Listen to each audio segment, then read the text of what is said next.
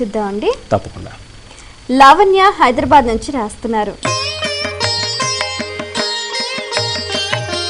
ప్రదక్షిణ చేసేటప్పుడు గుడి వెనుక భాగాన్ని ఎందుకు తాకాలి తెలియజేయగలరు అంటూ రాస్తున్నారు. మామూలుగా ప్రదక్షిణ చేస్తూ ఉంటాం మనం.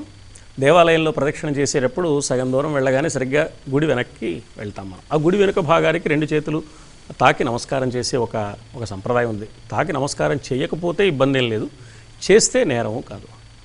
చేసేవాళ్ళు ఎందుకు చేస్తున్నారు అని ఆలోచిస్తే, పరమాత్మ గుళ్ళో ఇటువైపు తిరిగి ఉన్నాడు. ఇప్పుడు వెనక నుంచి చేసే నమస్కారం ఎక్కడ? పరమాత్మకు వెనక వైపు నుంచి అనమాట. మరి వెనక వైపు నమస్కారం ఎవరైనా చేస్తారా? ఎవరి మీద మన గౌరవం ఉన్న వ్యక్తులకే ముందు వైపు నుంచి నమస్కారం చేస్తాం, కానీ వాళ్ళు అటువైపు తిరిగి ఉంటే వెనక నుంచి నమస్కారం చేయం కదా, వాళ్ళు వీపుకు నమస్కారం చేయం కదా. మరి ఎందుకు చేస్తున్నారు అంటే, భగవంతుడికి అన్ని వైపులా ముఖాలే ఉన్నాయి. సర్వతో ముఖ సర్వత శృతిమల్లోకే సర్వత పాణిపాదౌ సర్వతోక్షి శిరోముఖం, ఇలా చెప్పారు భగవంతుడిని. భగవంతుడికి అన్ని వైపులా ముఖాలు ఉన్నాయి, అన్ని వైపులా చెవులు ఉన్నాయి, అన్ని వైపులా చేతులు ఉన్నాయి, అన్ని వైపులా కన్నులు ఉన్నాయి.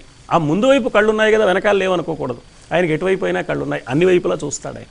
అంటే భగవంతుడు అన్ని వైపులా చూడగలిగిన వాడు అనే విశ్వాసం మనకు ఏర్పడింది కాబట్టి, ఆ విశ్వాసంతో వెనకాల కూడా నమస్కారం చేస్తాను. ఆయన ఇటు తిరిగే ఉన్నాడు తప్ప అటు తిరిగి లేడు, ఆయన వెనక్కి తిరిగి లేడు. అందుకని ఇక్కడ నా వైపే చూస్తున్నాడని నమస్కారం చేస్తున్నాం.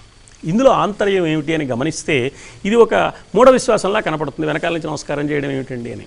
కానీ జాగ్రత్తగా ఆలోచిస్తే, భగవంతుడు అన్ని వైపులా చూస్తున్నాడు అంటే గుడిలో అన్ని వైపులా మాత్రమే కాదు, సృష్టి మొత్తంలో నేను ఎక్కడున్నా ఎప్పుడు ఏ పని చేస్తున్నా అన్ని వైపులా చూస్తూనే ఉన్నాడు. కనుక నేను నా ప్రవర్తనను సక్రమంగా దైవానికి ఇష్టమైన పద్ధతిలో సజావుగా నడుపుకోవాలి. ఈ లక్ష్యంతో ఆ వెనకాల కూడా నమస్కారం చేసే విధానాన్ని మన పెద్దలు కొంతమంది ప్రవేశపెట్టారు. అది ధర్మశాస్త్రానికి సంబంధించింది కాకపోయినా ఆచారంలో ఉన్న ఆంతర్యం ఏమిటి అని ఆలోచిస్తే ఆ నమస్కారం చేయడంలో ఉన్న ఉద్దేశం తెలుస్తుంది. నమస్కారం చేయడం తప్పేం లేదు.